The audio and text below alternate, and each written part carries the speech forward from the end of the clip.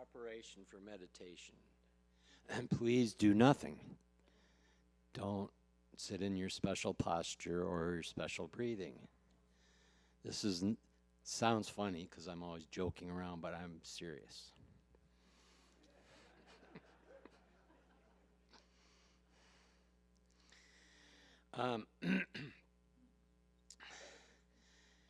The idea is to take your left pinky and place it on your left thigh and just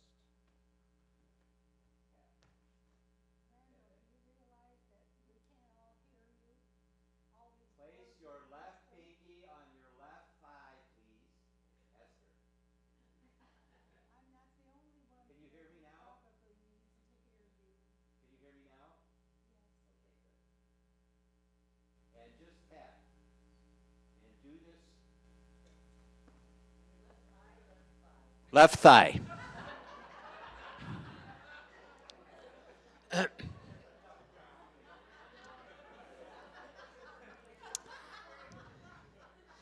This is my part is the first third of a 3-part talk on meditation. And the purpose of this tapping, if you would participate, is to occupy your mind,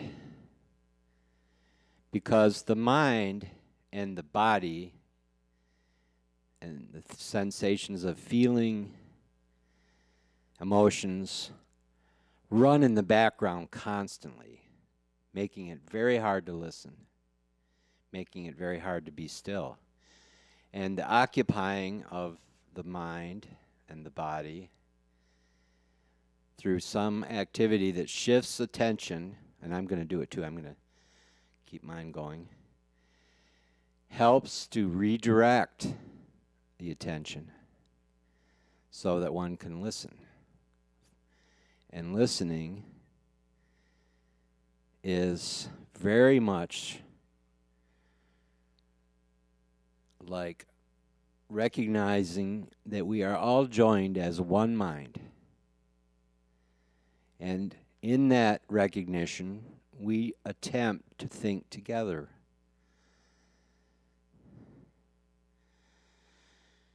So I'm just going to just keep doing that.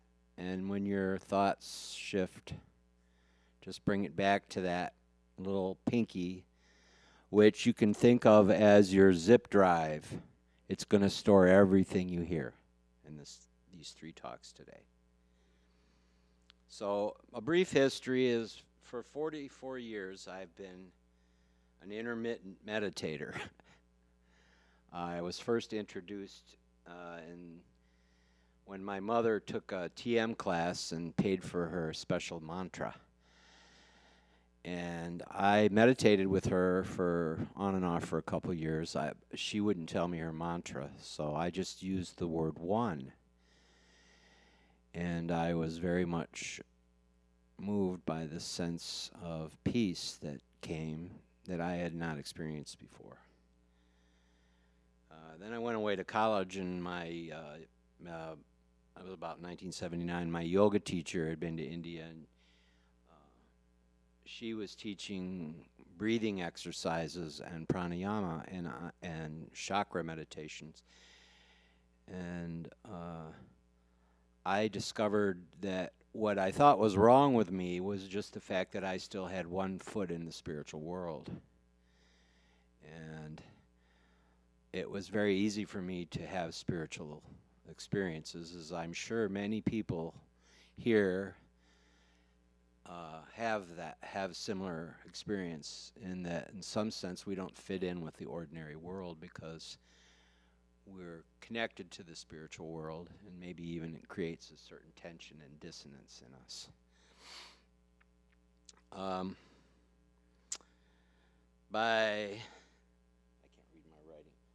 So in 1982 I got introduced to the writings and talks of J. Krishnamurti, who was selected by big group of spiritual people in England to be the next Maitra, the next Christ figure.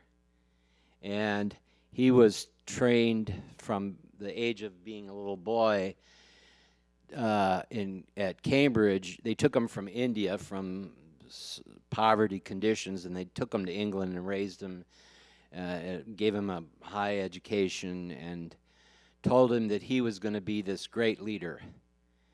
And they organized this spiritual school called was a segment of the Theosophical Society, and they were called the Order of the Eastern Star.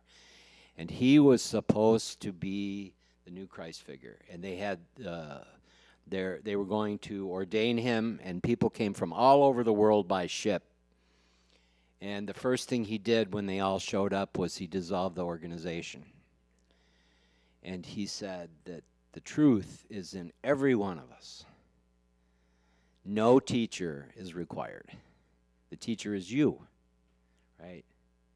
The teacher is you. And the revolutionary thing of that to me was I had a natural rebelliousness to what other people were telling me. So it was very easy for me to consider that, but it was much harder for me to confront my own tyrannical inner authority. The one that some people we might call our ego or our personal identity. And that has been ongoing. One of the first things that he helped me to see was that whenever I conceive of myself as needing to change, the very idea of what it is that I will become is a projection of what I already am. And that the changer, the person who needs to change or thinks they need to change, can never conceive of themselves changed. Which means whatever change really is will come to me, and I won't recognize myself anymore.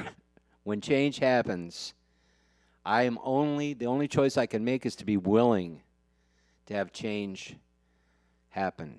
Does that register with anybody? Because it took me years. It's like, like the changer, like me, I'm going to say, well, I'm going to do this better. I've got my New Year's resolution list.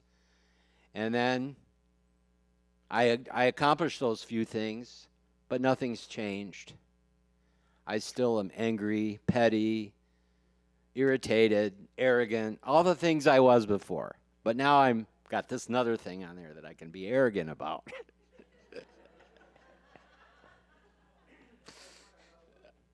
Thank you, Bill.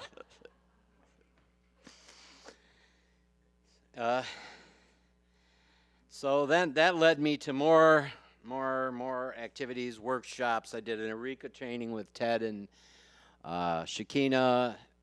And then the next thing that really got me was I did this Warriors Retreat in 1997. Remember the harmonic convergence? Well, I went with this shaman. We went out to the desert in Southern California, and he says, all you New Age people that are up on the mountaintops praying for peace, that's not what we're doing. He says, we're going to delve into our dark side, so when you're praying for peace, your unconscious doesn't come up and trip you up. Because you may think you're praying for peace, but deep down you're still petty, acquisitive, confrontive, rebellious, and if you were the president, you might kill as many people as the president now. So we played paintball wars.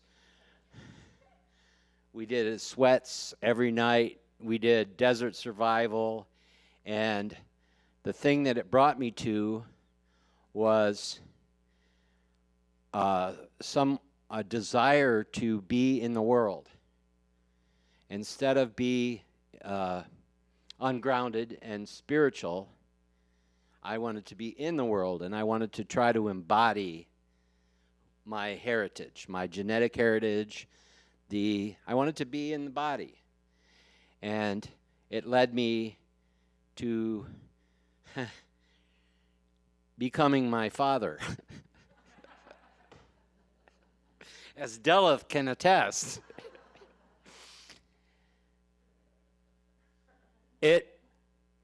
I became more comfortable with being angry, something I swore that I would never do. I became capable of allowing myself to be an asshole. And in some ways, I got good at it.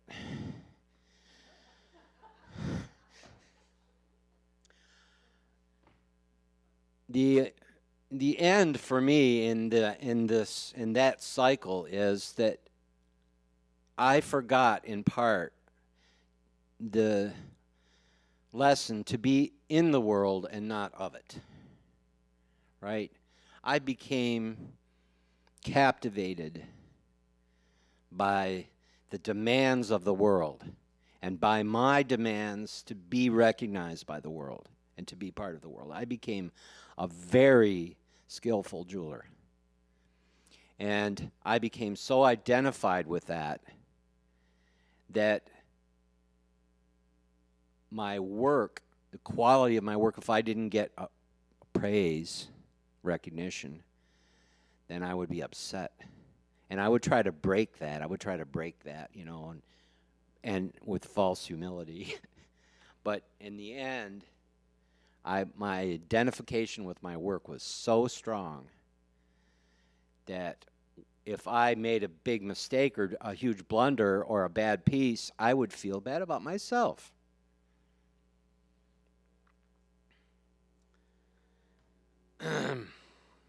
Well, how much time have I spent here? Oh my, I think I'm running over. Just to sum up, I could go on. I knew I'd do this. I'd go on too long. The summation of what I want to say that I'm sharing is my meditation practice became so amazing that at one point I was meditating 4 times a day, and I was having fabulous visions and healing and help. And in the end, it frightened me, and I quit. My meditations now, I try to meditate and control my breathing and relax, and I usually fall asleep, right? And I'm completely wrapped up in the world. And yet, I don't feel like it's a failing. It's a process. Wherever any of us is at with this, keep tapping. Wherever any of us is at with this, it's a process where the main component, as far as I'm concerned, is that you trust you're being helped.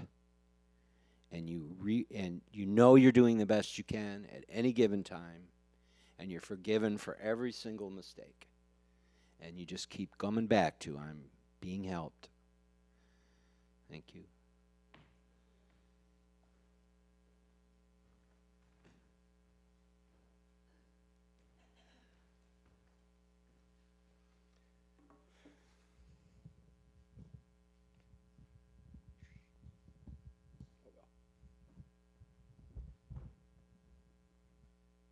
Okay, I want to make sure Esther can hear and everybody else too.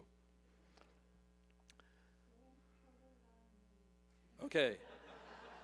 I would like to vie for the arrogant title with Randall and anybody else. And so I am doing this so that you can hear how wonderful I am, okay?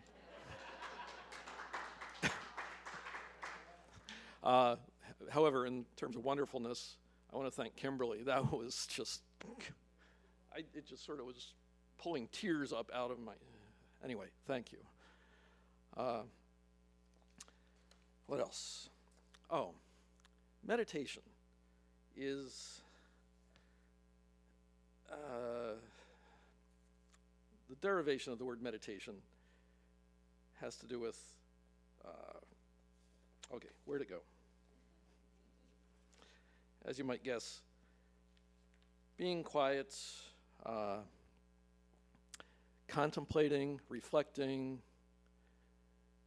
and interesting part that I found in researching this was besides all that sort of prayerful, contemplative stuff, if you go back, one of the roots of meditate, is sort of like medicine, to heal. And that is a lot of what I get into in my practice of meditation. The peace generator, which you've heard me talk about or maybe attended yourself, came to me out of my learning to do Reiki and just going to healing circles and feeling just that wonderful, vibration or whatever of just generating healing, peaceful, loving energy for whoever else was in the room with me. And so I think of it as sort of a loving kindness kind of meditation. Now, don't get me wrong, I'm not in that state all the time I'm meditating. My mind does its wandering thing and tries to work out how to build the next house project or whatever. But so if there are probably some of you who feel like you can't meditate or have no desire to meditate, and I just want you to know that that's okay. It should not be done, in my opinion, should not be done as a should. How's that for a conundrum? So, another bit that I ran across in a book many years ago, an Arthurian novel, I think it was called Crystal Cave or something like that. And this statement has stuck with me. It says, "The gods do not speak to those who have no time to listen." So I think of, not that it works for me, but I think of meditation as a time to just listen. What is the universe, God, whatever, your mother, long gone, is trying to tell you?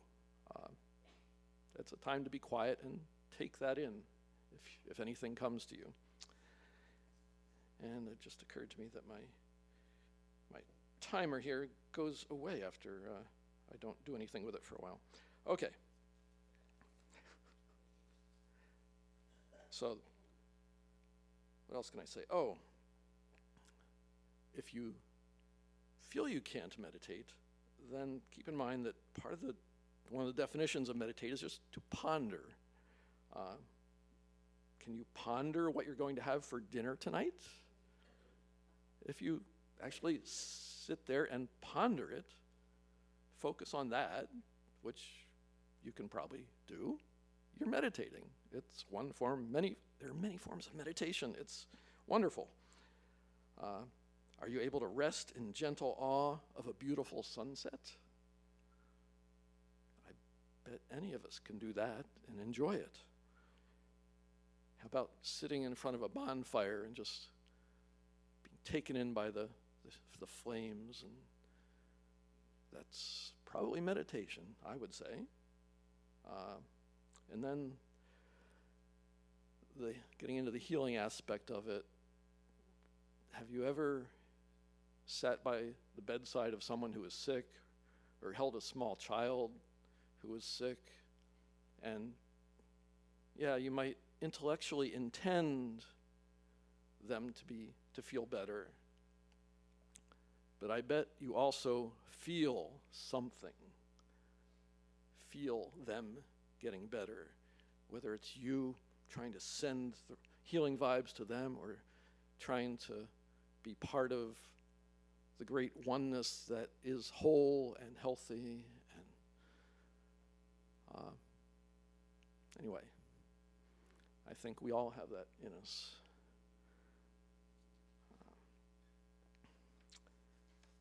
Lastly, I'm going to thank Rob Fagerlund for sending out an email with a link to an interesting article on different types of meditation affecting different areas of the brain and growing different areas of the brain. A study was done where they took 3 different types of meditation and then they were measuring brain growth or something. And for instance, one type of meditation was the presence module about focused awareness, and that grew one part of the brain that was good at focusing. And there was a second one called affect, where participants learned loving kindness to increase their compassion and empathy, and it grew that part of the brain. And then there was something they called perspective, akin to mindfulness, sort of monitoring your own thoughts, looking at them as they go by, understanding the perspectives of others, and that affected yet another part of the brain. So you can stop. Anyway, so again, you don't need to meditate. Nobody needs to meditate, but I bet you do.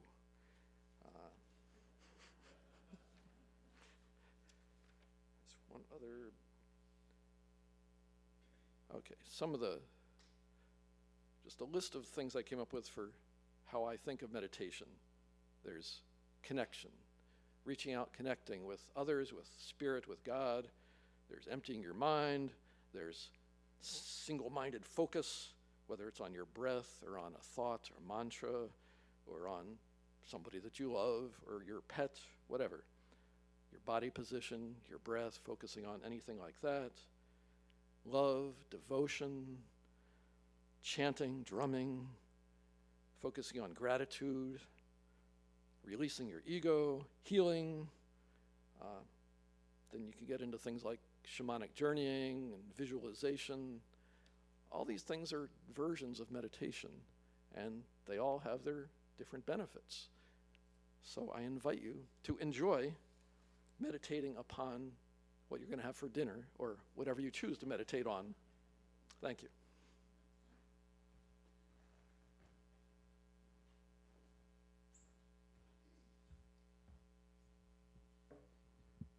Good morning. So, first of all, Craig had asked me if I was nervous this morning. I said, no, I'm actually very calm. Scratch that. So we'll just get that out of the way. I like approval. You know, I need that approval from others there.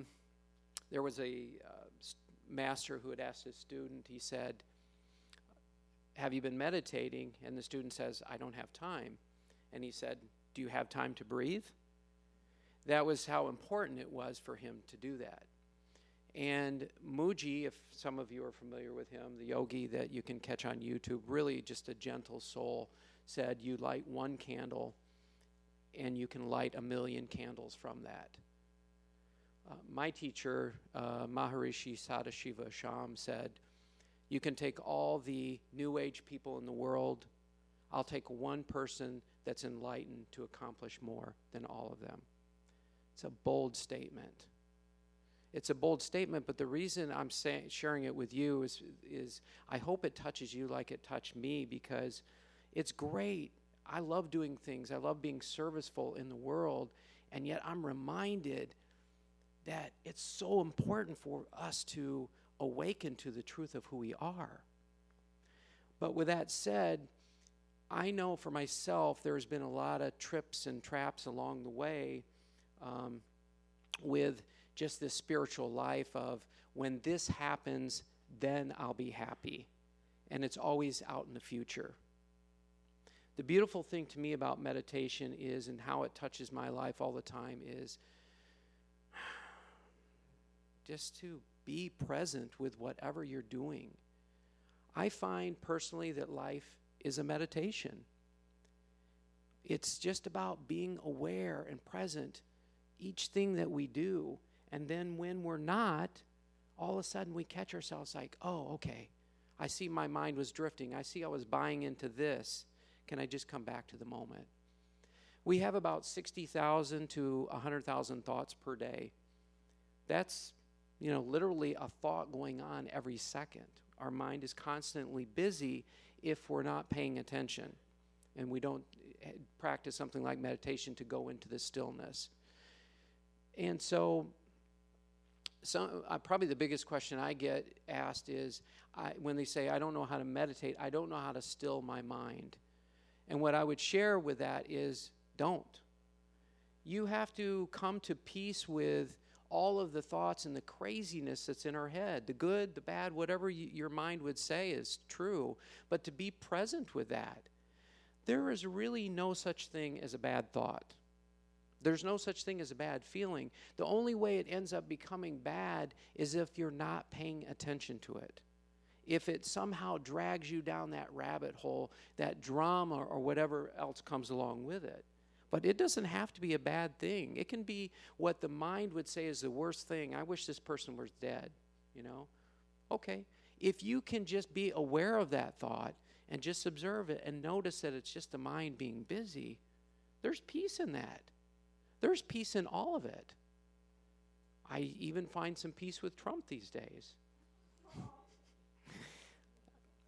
So, no, I say that jokingly. I know we have a very diverse background in here, but I'm saying that because really we get caught in so much drama of life, and it doesn't have to be a difficult process. It really doesn't. I was helping teach cross country with my son a couple years ago, and they asked me to teach the kids form, and the best way to approach running. And so I noticed there was a lot of kids that had their feet like this, and some kids that had their feet like this. And so what I suggested they do is just notice when you're walking for your laps after you finish doing your run, just notice if your feet are pointed out, just simply bringing back to center. And then Spirit told me, that's meditating.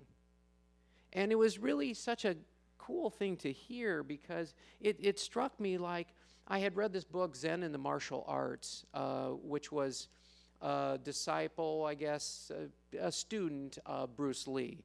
And Bruce Lee, some of you may know, was a Zen master. He had come to that place of enlightenment through martial arts. And what he noticed was when he was rigid, he realized, I'm not being flexible with life. And he noticed when he was coming at it too strong, he would notice that there was anger or too much power, and that he needed more of a gentleness. So for me, the more I learn about meditation is, it truly is life. It's about whatever we're doing, cooking or singing or serving in some way. It's about just noticing when we step out of that place of being present. Randall mentioned Krishnamurti, which I'm a big fan of as well, and I remember a reporter saying, as he went to see Krishnamurti, and he said,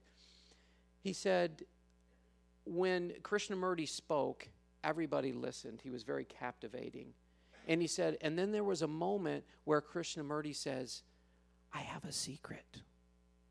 And the reporter described it as everybody kind of leaned in to hear what he had to say. And he said, I don't care what happens to me. Now, on one hand, we could say, well, wait a minute, I don't want this to happen, or I don't want that to happen. But for me, I think the more I sink into life and I'm just noticing and moving beyond this dualistic mind and into a divine mind that's beyond that, then I notice that it truly is all good. Like God, Source, is always aspiring to our greatest good, always. And the more we trust that, we can see that it doesn't matter what's happening. Even if it's cancer or you get in a car accident or whatever, there still can be this peace behind it, and even a gratitude to know and trust to say, I might not like this in this moment, and I'll be present with that. I might feel frustrated or even angry or disappointed, whatever it is. Can I be present with that? Can I just notice that that is how my mind is making it? And it's in those places that you bring meditation into life, that there is a deep peace that is possible always. So my wish for all of you is, my teacher suggested that we meditate 20 minutes 3 times a day, in the morning, the afternoon, and evening time. And that keeps you locked into practicing presence wherever you go. So my wish and hope for you is, first of all, that you realize that each one has a path. Every single one has a path in here.